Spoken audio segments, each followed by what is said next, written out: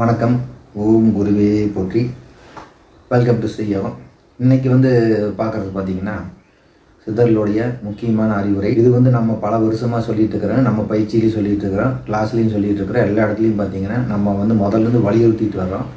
கும்பகம் அப்படிங்கிறது வேண்டாம், வாசி பயிற்சியில் கும்பகம் செய்யாதீங்க அப்படின்னு சொல்கிறோம். அது நிறைய பேர் தெரியறதில்லை. நூல்கள் படிக்கும்போது பார்த்திங்கன்னா அதை தான் சித்தர்கள் சொல்கிறாங்க. நாங்கள் வேதமாக எழுதி வைத்தால் சித்தர்கள் அப்படிங்கிறாங்க. சித்தர்கள் அதாவது வேதமாயினா பிரித்து குழப்பி வச்சுருக்காங்கன்னு அர்த்தம். ஏன்னா நம்மளை அதாவது உண்மையான தேடல் உள்ளவங்கள்ட்ட கிடைக்கணும், அந்த தகுதி உள்ளவனுக்கு கிடைக்கணும்னால பார்த்திங்கன்னா இது சித்தர்களுடைய ஒரு டெக்னிக் தான். சும்மா இல்லைன்னு இதே திருடிட்டு பார்த்திங்கன்னா நம்மகிட்டே திருடிட்டு போய் விற்று சோறு திங்கிறானுங்க, வயிறு வளர்க்குறானுங்க. அப்போ அதே மாதிரி பார்த்திங்கன்னா இந்த சித்தர்களையும் திருடிட்டு போய் திருடனுங்கிட்ட கிடச்சிதுன்னா அதையும் தப்பு தப்பாக சொல்லி கொடுத்து, இல்லைன்னா அதில் என்னென்ன திருட்டுத்தனமானமோ எல்லா வேலையும் பண்ணுவாங்க. அதனால் இப்போ அவங்களுக்கு புரியாமல் அது ஃபுல் கண்ட்ரோல் அவங்ககிட்ட இருக்குது. அது அனுபவப்பட்டவங்கள்ட்டே தெரியும். நீ புக்கு வாங்கினாலும் படிக்க முடியாது, நல்லா தெரிஞ்சுக்கங்க. புத்தக நூல்கள் படிக்க முடியுமான்னு வருங்க, 50 ரூபாய்க்கு விற்கிது. வேறு 50 ரூபா, 100 ரூபா, 40 ரூபா இவ்வளோ தான் விற்கிது. வாங்கி படிக்க சொல்லுங்க அப்போ, படிக்க விட மாட்டாங்க.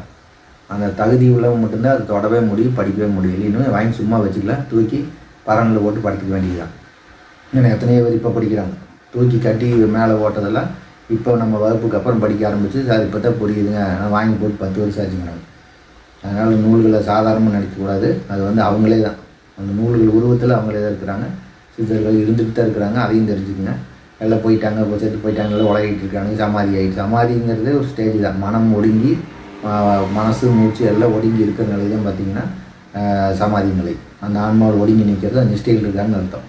அதனால் பார்த்திங்கன்னா கும்பகங்கிற பயிற்சி பார்த்திங்கன்னா கும்பகம் இந்த ரேசக போராக கும்பகத்தில் பார்த்திங்கன்னா இதில் கும்பகங்கிறது வேண்டாம் திரும்ப திரும்ப சொல்கிறேன். ஆனால் அது அப்படி கிடையாது.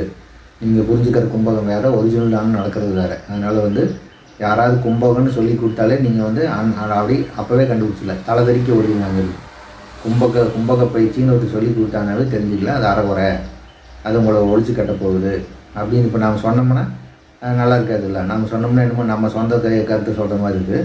அதுக்குண்டான பாட்டை பாருங்கள். யோகஞான சாஸ்திரத்திட்டு 4ஆம் பாகம், பக்கம் 9. யார் எழுதிக்கான்னு வருங்க? மச்சமுனி காரண ஞானத்தில் பார்த்திங்கன்னா 9ஆம் பக்கம். பாட்டு பார்த்திங்கன்னா பாட்டு பாடல் 7.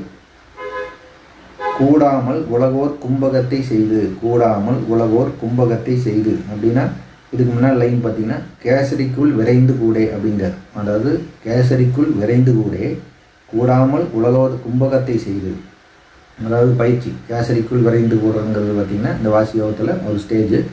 அது கூடாமல் உலகோர் கும்பகத்தை செய்து, குமட்டி அந்த மாறுதத்தால் கண்கள் போயும், குமட்டி அந்த மாறுதத்தால் கண்கள் போயும் அப்படிங்கிறது.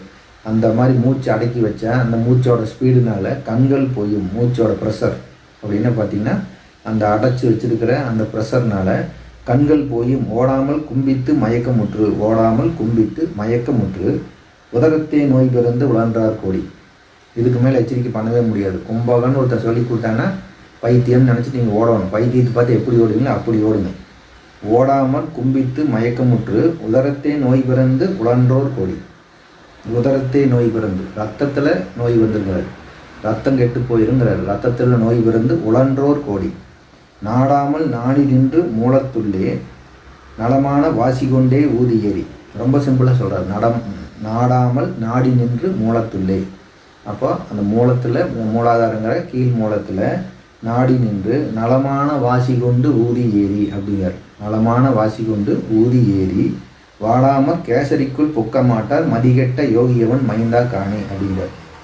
அப்போ இந்த பயிற்சி செய்யாமல் மதிகெட்ட யோகியவன் அப்படிங்கிறார். மூலாதாரத்திலிருந்து அந்த அந்த குண்டலி சக்திங்கிற அந்த அக்னி சக்தி அதை வாசி பயிற்சினால் அதை ஏற்றி மேலே கொண்டு கேசரிக்குள் போக மாட்டார். அதை கொண்டாந்து கேசரின்னு சேர்த்துற இந்த பயிற்சி தெரியாதவன் மதிகெட்ட யோகியவன். மதிகெட்ட யோகி, அவனை யோகின்னு ஒத்துக்காரு, ஆனால் முட்டாள் யோகிங்கிறார். மதிகெட்டவன், மூலகட்டவன் சொல்கிறார். ஆனால் அப்படித்தான் இருக்காங்க நிறைய பேர். அதை சொல்லுங்க பாருங்கள். தானென்ற ஆணவத்தால் உலகத்துள்ளே, தானென்ற ஆணவத்தால் உலகத்துள்ளே சாதகமாய் குருவென்று வேடம் பூண்டு. சாதகமாய் குருவென்று வேடம் பூண்டு, அது சாதகமாயினா அவனுக்கு சாதகமாக, அதாவது இந்த வேஷம் போட்டால் நம்ம பொழைச்சிக்கலாம் அப்படி, இதுதான் ஈஸியான வேஷமாக இருக்குது. எல்லோரும் இதில் தான் காசு சம்பாதிச்சுட்டு ஊராய் மாற்றிட்டு இருக்கானுங்க, வாழ்க்கையில் செட்டில் ஆயிடுறானுங்க, நாமளுமே கஷ்டப்பட்டு வேலை செய்ய வேண்டாம், வேலைக்கு போக வேண்டாம், தொழில் பண்ண வேண்டாம், ஏன் கஷ்டப்படணும். அதான் சாதகமாய் குருவென்று வேடம் பூண்டு ஆணவத்தால் உலகத்திலே. ஆணவம் தான் நான் எல்லாம் எனக்கு தெரிஞ்சிச்சு, எல்லாம் எனக்கு இவ்வளோதானா, எல்லாமே எனக்கு தெரிஞ்சிச்சு, திருடுறது ஒரு 4 பக்கம் போய் திருடிட்டு வந்தால் வேலை முடிஞ்சுது, அவ்வளோதானா, இதை வச்சு நம்ம எல்லாம் பண்ணிடலாம். எல்லாமே அப்படி ஈஸியாக தெரியுது. பார்த்தீங்கன்னா இப்போ பஸ் ஓட்டுறது பார்த்தா இவ்வளோதானா, கீர் போட்டால் பஸ் அது பாட்டுக்கு போகுது அப்படின்னு. இது நான் சொல்லித்தரேன், பஸ் ஓட்டுறதுக்கு நான் சொல்லித்தரேன், சொல்லி கொடு பார்ப்போம். ஓட்டுறவனுக்கு தான் தெரியும், ஓட்டுனா தான் தெரியும். அதனால் அது எதவான கண்ணில் பார்த்துட்டு நம்ம காதில் கேட்டு சொல்லித்தரலான்னு வந்துட்டா இதுதான் வந்து குருவென்று வேடம் பூண்டு அப்படின்னு. எந்த அனுபவமும் இல்லாமல் வேஷம் போட்டுக்குவானுங்க. வான் என்ற வெட்டவெளி ஒன்றும் இல்லை, மகத்தான சாங்கத்தை நெல்லென்பார்கள். பாருங்க, வான் என்ற வெட்டவெளியில் ஒன்றும் இல்லையா. வானில் வெட்டவெளியில் ஒன்றும் கிடையாது, மேலெல்லாம் ஒன்றும் கிடையாது, அது வெறும் இருட்டாக இருக்குது அப்படின்னு சொல்லி மகத்தான சாங்கத்தேன் இல்லைன்பார்கள். மகத்தான சாங்கத்தேன்னு பார்த்தீங்கன்னா இது கூட பரிபாசை தான். இது கூட இங்கே இருக்கிற முட்டா பசங்களுக்கு புரியாது.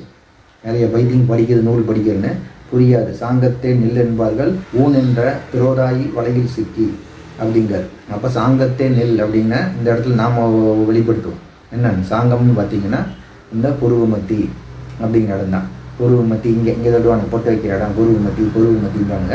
இங்கே போய் நின்னீங்கன்னா ஊன் என்ற திரோதாயி வலையில் சிக்கி அப்படிங்கிறார். அப்போ மாயையில் சிக்கி. திரோதாயி வலைன்னா என்ன தெரியுங்களா, காம வலை. இது கூட தெரியாது, ஆனால் வந்துடுவானுங்க. நாம் வந்து டீகோடு பண்ணுறேன், நூலில் டீகோடு பண்ணுறேன், புக்கை டீகோடு பண்ணு, தப்பாக பண்ணு, அதுக்கு வந்து பாவம் பிடிக்கி, சாபம் பிடிக்கி, தோஷம் பிடிக்கி எல்லாம் தான் சொல்கிறாங்க. அப்போ பாருங்கள், திரோதாயி வலையில் சிக்கி ஓஹோஹோ நின்றலைவார் ஒன்றும் காணார். அலைவானுக்கு ஒன்றும் பார்க்க போகிறதுல அவனுக்கு ஒன்றும் கிடைக்காது. பானென்று கருவு கேசரி தான் எங்கே, பார்க்கிறதோர் முறையறியார் பதியுதாமே அப்படிங்கிறார். பானென்று கருவு கேசரி தான் எங்கே, கரு எங்கே இருக்குது, கேசரின்னா என்ன இருக்குது. சும்மா கேசரி தெரியும் பானுங்க, ஒன்றும் தெரியாது, அது என்னன்னு கூட தெரியாது. அப்போ கருவு கேசரி தான் எங்கே, பார்க்கிறதோர் முறையறியார் பதியுதாமே அப்படிங்கிறது. பார்க்கிறதோர் முறை அறியார் பதி இதாமே அப்படிங்கிறது. அப்போ பார்க்கிற முறை தெரியாதவனுடைய பதி பார்த்தீங்கன்னா இதுதான் புருவமத்தியில் நிற்கிறது தான். இந்த போட்டு வைக்கிற இடத்துல நிற்கிறேன், பொட்டு வைக்கிற இடத்துல நிற்கிறேன்ட்டு இந்த பொட்டு வைக்கிற இடத்துல நிற்கிறேன்னு சொல்கிறது தான் பார்த்தீங்கன்னா பார்க்கிறதோர் முறையறியார் பதிகிறாமே அப்படிங்கிறது. பார்க்க தெரியாதவன் சொல்கிற இடம், அவனோட இடம் பார்த்தீங்கன்னா இதுதான். அவனுக்கு தெரிஞ்சது இது ஒன்று தான், புருவமத்தி. நீங்கள் வந்து என்ன ஆனாலும் சரி புருவமத்தியிலே கவனத்தை வைங்க, என்ன வேணாலும் சரி இதுதான். அப்போ அங்கே என்ன ஆகுது, மாயை காம மாயை அதிகம் பண்ணு, அவன் ஒன்றும் குடிச்ச வருவன். இதுதான் செஞ்சவங்களுக்கு தெரியும். இந்த புருவமத்தியே பார்த்துட்டு இருக்கிறவனுக்கு எல்லாம் இது நடக்கு. அதில் வந்து இதையெல்லாம் அப்போவே சொல்லிக்கிட்டார். மச்சமொழி சொல்லி எத்தனை கோடி வருஷம் ஆச்சுன்னு பாருங்களேன். இதையெல்லாம் படித்தா தான் நம்ம தெரிஞ்சுக்க முடியும், புரிஞ்சுங்களா. இந்த மாதிரி கும்பகம் பண்ண வேண்டாம்னு சொல்கிறாரு. எங்கள் கும்பகம் பண்ணுன்னு எங்கே சொல்லிக்குன்னு கேளுங்க, அங்கே அர்த்தம் வேறையாக இருக்குது, நம்மளுக்கு புரியாது.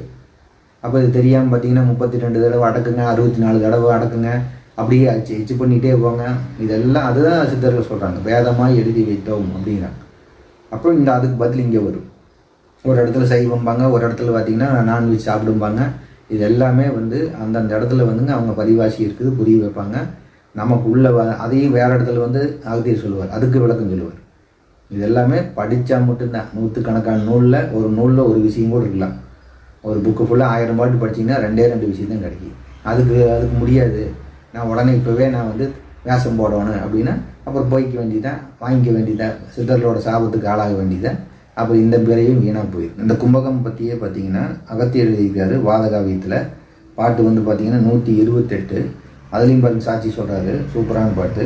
தான் என்ற அப்பியாசம் இல்லாமல் தான் சாதிக்க போராயடா சவமே ஆவாய் அப்படிங்கிறது. அதாவது அப்பியாசம் தெரியாமல் வாசி யோகமோ அந்த பயிற்சியோ இல்லாமல் நீ சாதிக்க போறியா, சவமே ஆவாய் அப்படின்னு சொல்கிறார். செத்துதான் போவே. சோன் என்ற சும்மாய்தான் கும்பிக்காதே அப்படிங்கிறார். சோன் என்ற சும்மாய்தான் கும்பிக்காதே. சும்மா இந்த மூச்சு அடக்கி வைக்கிறேன் நல்லா அடைச்சிங்கன்னா இது வந்து பேசிக்ஸ் தெரியும், புரியுங்களா. பேசிக்ஸ்னால் அதாவது அனுபவத்தில் வந்தால் தான் உண்டு. இது வந்து படித்து தெரிய முடியாது. நம்ம வந்து பயிற்சி பண்ணி அதில் பட்டு வந்தவங்க சொன்னால், பெரியவர்களுக்கு சொன்னால் கேட்க வேண்டியதுதான். மேலவர்கள் நம்மளுக்கு உணர்த்துவாங்க. அது இந்த நூல்கள் மூலம் நிறைய பண்ணுவாங்க. இப்போ அது பாருங்கள், சும்மாய்தான் கும்பிக்காதே சொல்லுகிறேன் உனது சிரம் வெடித்து போகும். தலையே வெடித்து போயிருங்க, தலையே வெடிச்சிருண்டா, தேவையில்லாமல் கும்பகம் பண்ணிட்டு இருக்க, கும்பிக்காதே, அடக்கி வைக்காதே அப்படின்னு சொல்கிறாரு. இதெல்லாம் பார்த்தீங்கன்னா நமக்கு சாட்சி தெரிஞ்சு பண்ணணுங்க. இது வந்து கும்பகங்கிறத முதல்ல நம்மளுக்கு புரியணும். கும்பகம் கும்பித்து ஏறேன்னு சொல்லுவாங்க. கும்பித்து ஏறுங்கிறது பார்த்தீங்கன்னா வாசியை நீ கும்பித்து ஏறேன்னு கூட சொல்கிறாங்க. அது வந்து எப்படிங்கிறது வந்து நம்ம வகுப்பில் சொல்லி கொடுத்துருக்குறோம். அதை எப்படி அணுகணும், கும்பகத்தை எப்படி அணுகணும், கும்பகம்னா என்ன எல்லாமே சொல்லியிருக்கிறோம். இது வந்து நூல்கள் எங்கேயுமே வந்துங்க விளக்கமாக சொல்ல மாட்டாங்க. ஆனால் அவங்க எச்சரிக்கை கொடுக்குறாங்க, அவ்வளோதான். இதனால் தெரிஞ்சுக்குங்க. இந்த உள்ளே அடக்கி வைங்க, கவுண்ட் எண்ணுங்க, இந்த மாதிரி எண்ணி பிடிங்க, உள்ளுக்குள்ளேயே நிறுத்தி வைங்க, இப்படி எல்லாம் புடி விடாத புடி அப்படின்னாங்கன்னா நீங்கள் விட்டாலும் ஓட்டம் பிடிக்க வேண்டியதுதான் அங்கேருந்து. இது ஒன்று தான் தப்பிக்கிறதுக்கு வழி. அது உயிரோடு தப்பிக்க முடியும். அதுதான். நன்றி.